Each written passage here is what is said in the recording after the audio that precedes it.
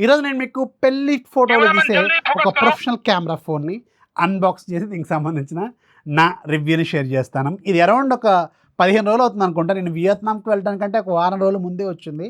అప్పుడే ఆల్మోస్ట్ దీని work complete అయిపోయింది. అండ్ ఇప్పుడు లాస్ట్ వచ్చిన దగ్గర నుంచి ఒక 4 రోజుల నుంచి దీనికి సంబంధించిన ఫినిషింగ్ టచ్ కూడా ఇచ్చి ఈరోజు దీనికి సంబంధించిన రివ్యూని మీ ముందుకు తీసుకొస్తున్నాను. ఇది వివో వాళ్ళు వెరీ రీసెంట్గా లాంచ్ చేసిన Vivo V29e professional camera centric smart phone. 27,000 రూపాయలు పెట్టారు దీని ప్రైస్. ఆఫ్లైన్లో రకరకాల కార్డ్ ఆఫర్లు, HDFC ఆఫర్లు అని చెప్పి రకరకాల ఆఫర్లతో అక్కడ నడుస్తుంది. కానీ ఆన్లైన్లో మాత్రం దీని పప్పులు ఉడికే అవకాశం చాలా తక్కువ. సో దీంట్లో ఉన్న ప్లస్లు ఏంటి, మైనస్లు ఏంటి, ఇవన్నీ మనం ఈరోజు ఈ వీడియోలో మాట్లాడుకుందాం. Welcome to tech facts in Telugu YouTube channel. నేను మీ రఫీమ్.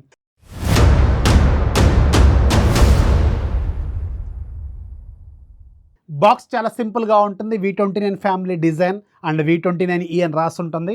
బ్యాక్ సైడ్ మీకు 8GB 256GB వేరియంట్ మన దగ్గర ఉంది. Artistic blue. యాక్చువల్గా దీంట్లో ఇంకొక కలర్ ఉంటుంది, రెడ్ కలర్. అది ఎక్సలెంట్గా ఉంటుంది. ఇది నార్మల్గానే మీకు రెగ్యులర్ ఫోన్ లాగే కనిపిస్తూ ఉంటుంది. అండ్ స్టార్ వాల్యూస్ 1.2 ఉన్నాయి హెడ్కి, అలాగే 1.2 ఉంది బాడీకి కూడా. As per the international standards ప్రకారం ఇది 1.6 కంటే బిలో ఉండాలి. అలాగే ఉంది, కానీ 1 దాటింది గుర్తుపెట్టుకోండి. 1 బిలో ఉంటే చాలా మంచిదన్నమాట. బాక్స్ లోపల మీకు ఫోన్ ఉంటుంది, ఆర్టిస్టిక్ బ్లూ. అలాగే ఒక ఛార్జర్ ఉంటుంది, 44 watts, type C cable, user manual, TPU case, ఇలాంటివి మనకి రెగ్యులర్గా బాక్స్లో వచ్చినట్టే ఇందులో కూడా ఉన్నాయి. And coming to the phone design, ఈ ఫోన్ చాలా స్లిమ్గా ఉంటుంది. జస్ట్ 7.4mm థిక్నెస్తో ఉంటుంది. అలాగే మీకు బ్యాక్ సైడ్ గ్లాస్ గుర్తుపెట్టుకోండి, గ్లాస్ బాడీతో ఇచ్చారు ఇది. అండ్ చుట్టూ ఉన్న ఫ్రేమ్ మాత్రం ప్లాస్టిక్.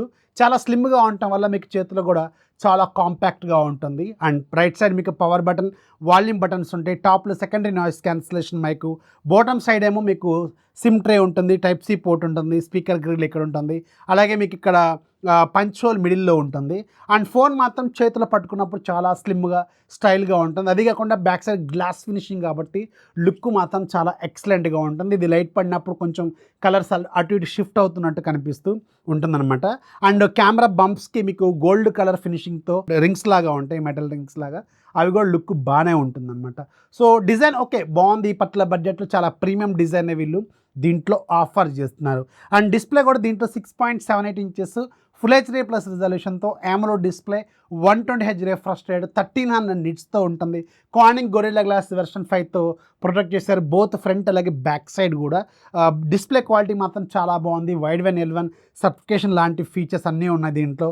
డిస్ప్లేలో కూడా ఎలాంటి ప్రాబ్లం లేదు. అండ్ ఇది ఇన్ డిస్ప్లే ఫింగర్ ప్రింట్ స్కానర్తో కూడా వస్తుందన్నమాట. డిస్ప్లేలో కూడా ఎలాంటి డ్రాబ్యాక్స్ లేవు, మనం మాట్లాడటానికి ఏమీ లేదు డిస్ప్లేలో కూడా. And coming to the processor, ఇక్కడే మనం దీని గురించి ఎక్కువసేపు మాట్లాడుకోవాలి. దీంట్లో మీకు 27,000 రూపాయల బడ్జెట్లో స్నాప్డ్రాగన్ 695 5G ప్రాసెసర్ దీంట్లో వీళ్ళు ఆఫర్ చేస్తున్నారు. స్నాప్డ్రాగన్ 695 5G ప్రాసెసర్ మనం అండర్ 20,000 రూపీస్ బడ్జెట్లోనే ఆలోచించి చెప్తాం కదా. ఇదేమో 27,000 రూపీస్ బడ్జెట్లో ఉంది. ఈ ఫోన్లో ఉన్న మెయిన్ డ్రాబ్యాకే ఇది, గుర్తుపెట్టుకోండి. ఈ ఫోన్ 27,000 రూపాయల బడ్జెట్లో మీరు గేమింగ్కో లేకపోతే ఇంకేదైనా హై పెర్ఫార్మెన్స్కో, ఫ్లాగ్షిప్ లెవెల్ పెర్ఫార్మెన్స్కో కావాలనుకుంటే మాత్రం అక్కడ ఇది సజెస్ట్ చేసే ఫోన్ అయితే కాదు. ఇది మాత్రం మీరు గుర్తుపెట్టుకోండి. రెగ్యులర్ టాస్క్లు వాడుతున్నప్పుడు చాలా బాగానే ఉంటుంది. రెగ్యులర్గా మనం యాప్స్లో మూవ్ అవుతున్నప్పుడు, సెట్టింగ్స్లో మూవ్ అవుతున్నప్పుడు ఫాస్ట్గానే ఉంటుంది. కానీ ఈ ప్రాసెసర్కి ఈ బడ్జెట్లో మనం సజెస్ట్ అయితే చేయలేం. And coming to the camera, ఈ ఫోన్లో మెయిన్ అట్రాక్షనే దీని కెమెరా. వీళ్ళు ఎక్కువగా మాట్లాడేది కూడా కెమెరా గురించే. బ్యాక్ సైడ్ 2 కెమెరాలు, 64 megapixel main camera with optical image television, రెండోది 8 మెగాపిక్సెల్. అండ్ ఫ్రంట్ సైడ్ ఏమో 50 మెగాపిక్సెల్ సెల్ఫీ కెమెరా ఇచ్చారు. హానెస్ట్గా చెప్పాలంటే కెమెరా ఈ పట్ల బడ్జెట్లో ఈ ఫోన్లో చాలా చాలా బెటర్గానే ఉంది. అండ్ కెమెరా శాంపుల్స్ ఇక్కడ మీరు అబ్జర్వ్ చేస్తే చాలా రిచ్ లుక్ అయితే ఖచ్చితంగా ఉంటుంది. అండ్ దీంట్లో డిఫరెంట్ ఫిల్టర్స్ ఉంటాయి. ఆ ఫిల్టర్స్ అన్ని మీరు అప్లై చేసుకుంటే షార్ట్స్ తీస్తుంటే మాత్రం నెక్స్ట్ లెవెల్లో ఉంటుంది. యూత్కి బాగా అట్రాక్టివ్గా ఉంటుంది ఈ కెమెరా శాంపుల్స్.